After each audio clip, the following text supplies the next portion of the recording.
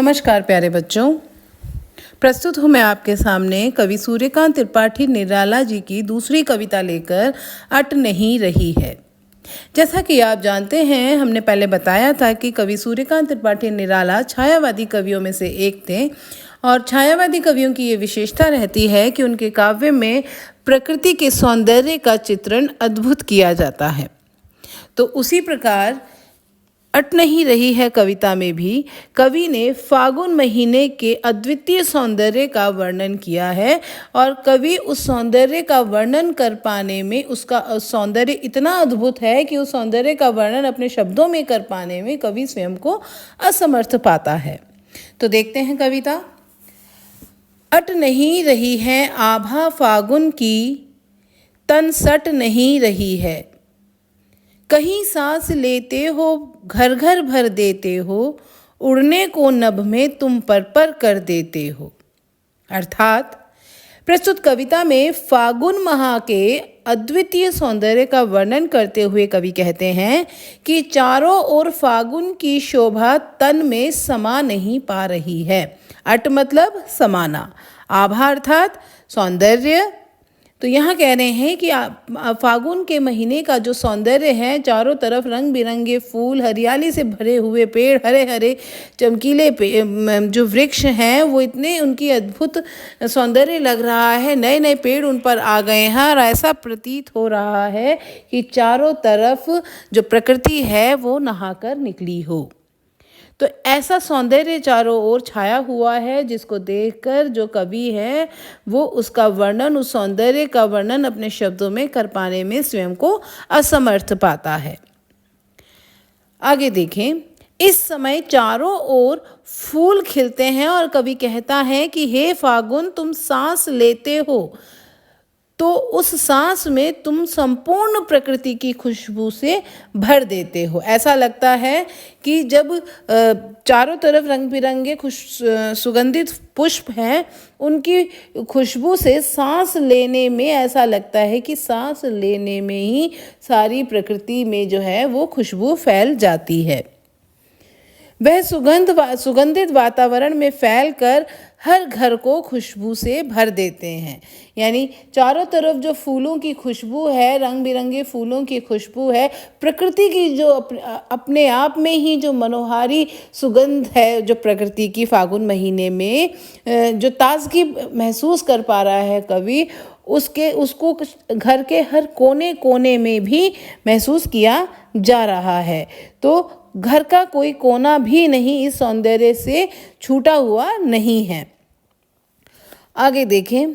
यह सब देखकर मन प्रसन्न हो उठता है और आकाश में उड़ना चाहता है।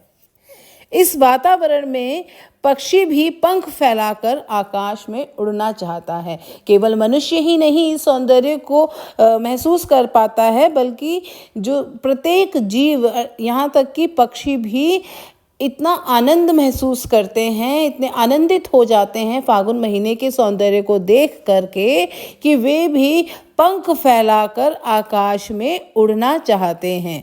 उड़ने को नभ में तुम पर कर देते हो। यहाँ पर पक्षियों के लिए कहा गया है कि इतना सौंदर्य चारों ओर फैला हुआ है, इस सौंदर्य को देखते हुए जो पंखों वाले पक्षी हैं, अर्थात पक्षी ही उड़ सकते हैं, पर अगर मनुष्य के पास पंख होते तो वो भी खुश होकर इस सौंदर्य से अपने पंख फैलाकर इस आकाश में उड़ने की कोशिश कर पाता। परंतु जो पक्षी हैं वो भी इतने खुश हैं कि वो इस सौंदर्य, अद्भुत सौंदर्य को देखकर चारों तरफ जो वातावरण फागुन महीने में प्रकृति ने फैला रखा है उसे देखकर जो पक्षी हैं अपने पंख फैलाकर आकाश में उड़ना चाह रहे हैं। आगे देखें। आँख हटाता हूँ तो हट नहीं रही है, पत्तों से लदी डाल कहीं हरी कहीं डाल।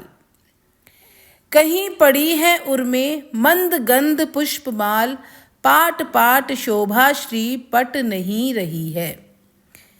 अब देखिए, अब यहाँ पर जो कवि है वो कहता है कि ये सौंदर्य, फागुन का जो सौंदर्य प्रकृति में छाया हुआ है, इतना अद्भुत है कि मैं अगर इस सौंदर्य से अपनी आँखों को हटाना भी चाहूँ तो भी मैं इसे अपनी आँखों को इनसे ओझल नहीं होने दे पा रहा हूँ। मैं अब इनको चाह कर भी सौंदर्य से अपने आप को छिपा नहीं पाता हूँ। यहाँ का सौंदर्य इतना अद्भुत है कि जो पेड़ हैं उनकी डालियों में कहीं लाल तो कहीं हरे पत्तों से लदी हुई डालियां हैं। कहीं पे डालियों में हरे हरे पत्ते हैं तो कहीं पे लाल लाल पत्ते इन डालियों में लदे हुए हैं। इन सबको देखकर ऐसा लगता है मानो फागुन के गले में सुगंध से मस्त कर देने वाली फूलों की माला पड़ी हो। कहीं हरी कहीं लाल, कहीं पड़ी है उर्मे मंद गंध पुष्पमाल। उर मतलब गले में, तो कहीं डालियों में जो रंग बिरंगे पत्ते हैं वो ऐसे लग रहे हैं और जो उसमें जो फूल लदे हुए हैं ऐसा लग रहा है कि कहीं पेड़ों ने अपने रंग बिरंगे पत्तों के रूप में, फूलों के रूप में, सुगंधित फूलों के रूप में इनके गले में, फागुन माह के सौंदर्य के गले में फूलों के, सुगंधित फूलों की खुशबूदार माला पहना दी हो। तो इस प्रकार फागुन के गले में सुगंध से मस्त कर देने वाली फूलों की माला पड़ी है, ऐसा प्रतीत होता है। सभी जगह फागुन का सौंदर्य बिखरा हुआ है और वह सौंदर्य इतना अद्भुत है कि वो समा नहीं पा रहा है। जगह जगह ये सौंदर्य शोभा दे रहा है और इसका वर्णन कर पाना कवि के लिए असमर्थ हो पा रहा है। ठीक है, तो आपने देखा कि इस कविता में प्रकृति का मनोहारी वर्णन करते हुए निराला जी ने किस प्रकार फागुन के महीने के सौंदर्य को अपने शब्दों में उतारने का प्रयास किया है। खुद यहाँ पर बार बार निराला जी कह रहे हैं कि इतना अद्भुत सौंदर्य है कि जिसको अपने शब्दों में बयां कर पाना उनको खुद भी असमर्थ लग रहा है। तो ये थी आपकी अट नहीं रही है कविता की व्याख्या। आशा करती हूँ आपको समझ में आया होगा। अगर कोई भी पंक्ति आपको नहीं समझ में आई है तो आप कमेंट बॉक्स में फिर से पूछ सकते हैं, मैं आपके प्रश्नों का उत्तर अवश्य दूंगी। धन्यवाद।